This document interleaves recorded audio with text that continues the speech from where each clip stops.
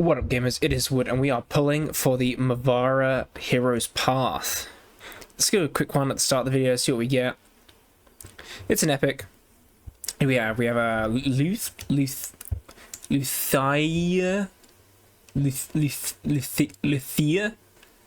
I don't know. Triple hit, very low chance of freeze. AoE decreased speed on 100% chance for Tenkle. It's a bit of a crap champ, isn't it? Check the reviews. People seem to like her. A1 poison. She looks a bit bad to me, I'll be honest. But there you have it. So we're going to be pulling down to 8 sacred shards today. So that's 16 total.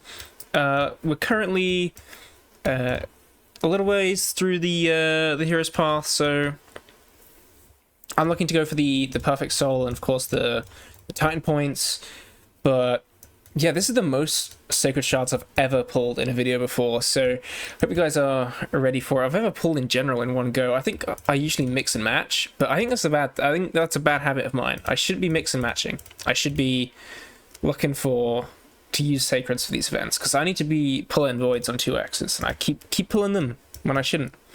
But yeah, I think we're about 7 shards into Mercy. 6 or 7 shards into Mercy, but yeah, we've got Ziklik locked in here. I think Ventilatia's a good champ. I've got Morrigan, I've obviously got Mavara. Helikath is also great, but I think Ziklik is a little bit more unique, and of course these progressive chance events, the only times you can actually pull a faction unity champion, they're not in the regular shard pull, so I'm gonna go for Ziklik here. Faction unity for the Dark Elves, I could use some help there anyway.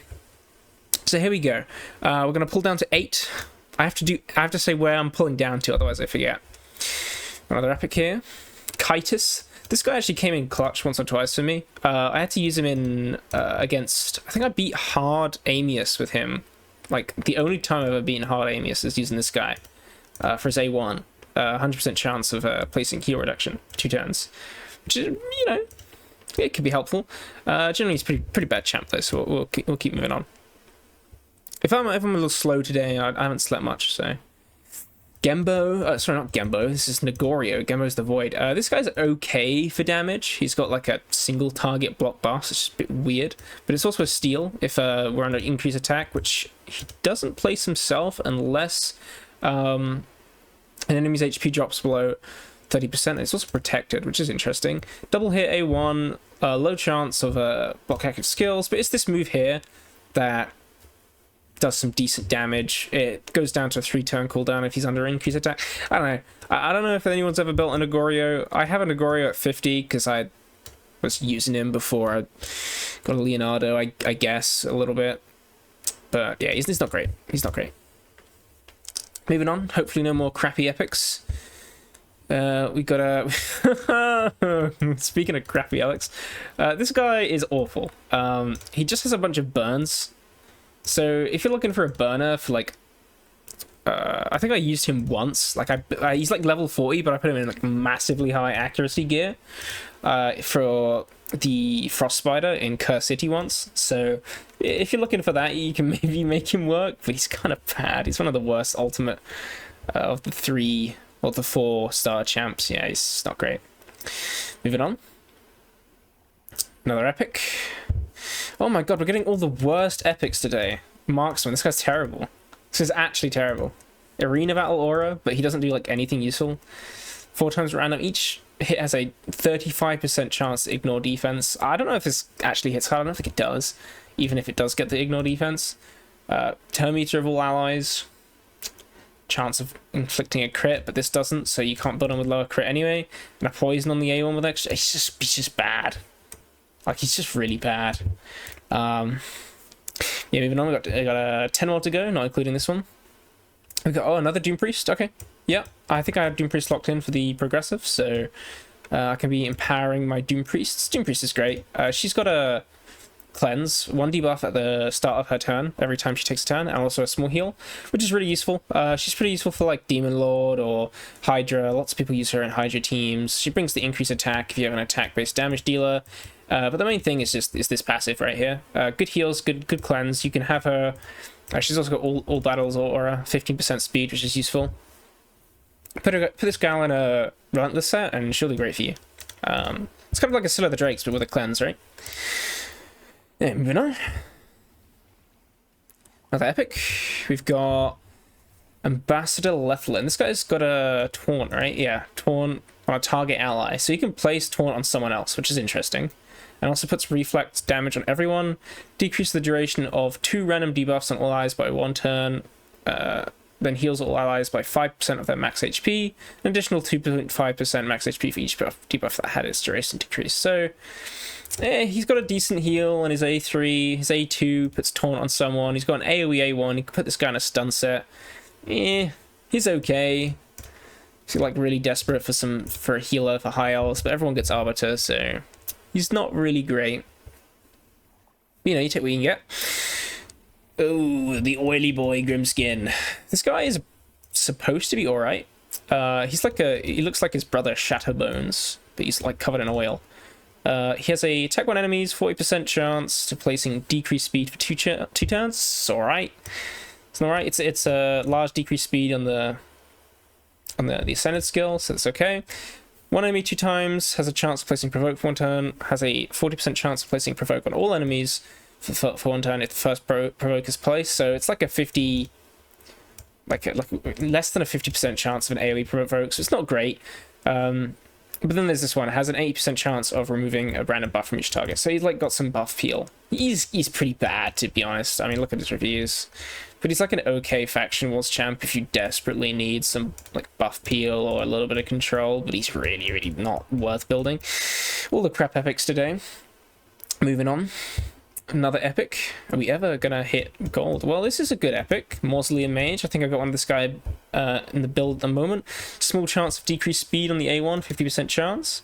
Puts a increased crit rate, increased defense, and block debuffs on all allies for 1 turn. This guy's been used in the past as like a seer activator, like a budget one, because he puts 3 buffs on 1 skill, and he also has a good cleansed, all debuffs from all allies, then heals all allies by 10% of the champion's max HP. So it's a decent heal, decent, like pretty good cleanse. He heals each ally further with 10% if 1 or more debuffs are removed from the ally. Fills each ally's turn meter by 15% if 2 or more debuffs are removed. So this guy's pretty good. He's a pretty good support for your faction wars, or just for dungeon runs in general. He's okay. The crit rate buff is just not useful, obviously, but you know.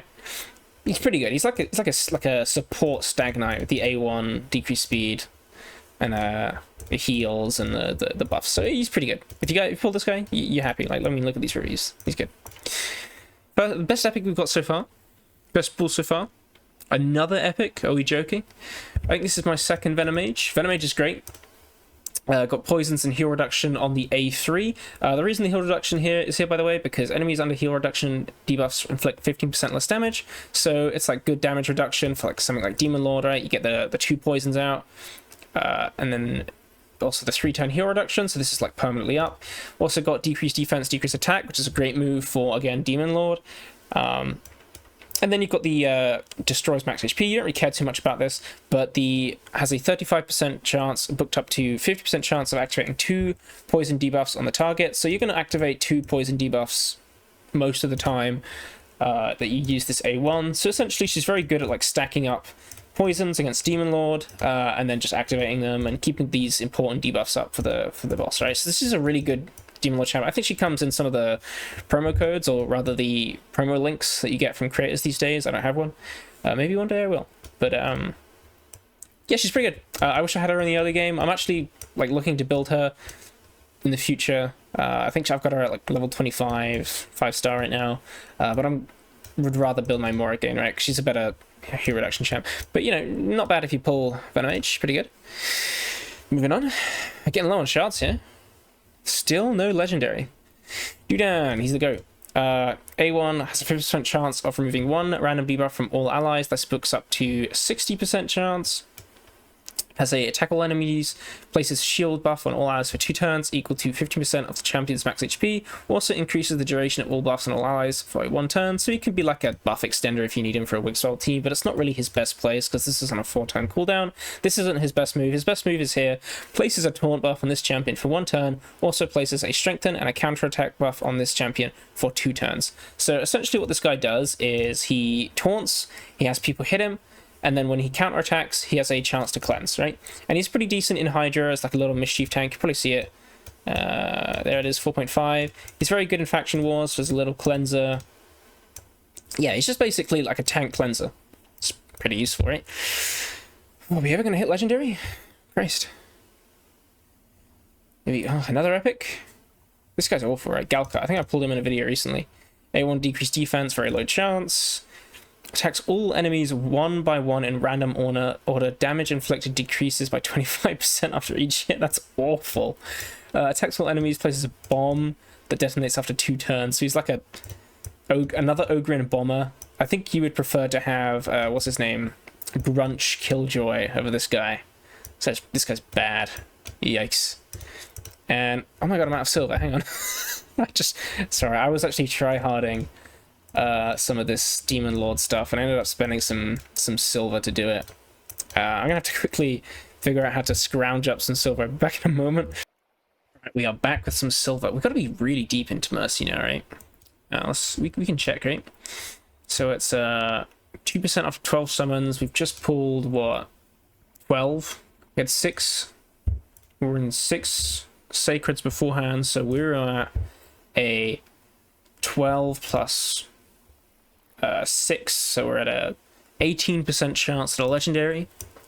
Maybe we can preserve our Mercy here, but, you know, 4 more pulls, here we go. Still bring for Lego. I think Legendaries are good regardless. I don't care too much. Catacomb Counselor. Now this guy is interesting. He has a increased attack on this champion for 2 turns. Kind of crap. We don't care about that. But he has a triple hitter on his A2. Heals his champion. Blah, blah, blah. We don't care about the heal, but it is a triple hitter.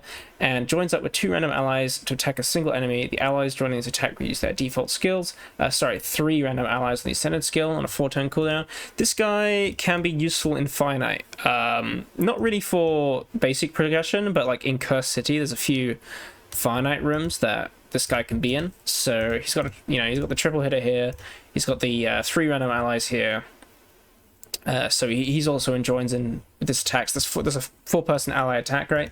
So he's not bad. He can be useful in places, but I wouldn't recommend building this guy. He's very, very squishy.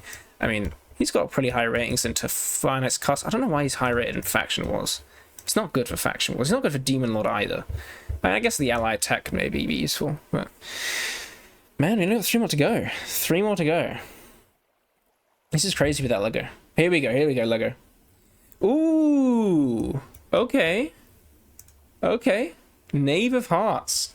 This is a champion I didn't get during the Alice's adventure. I can't remember. I think this guy was Deck of Fate champion.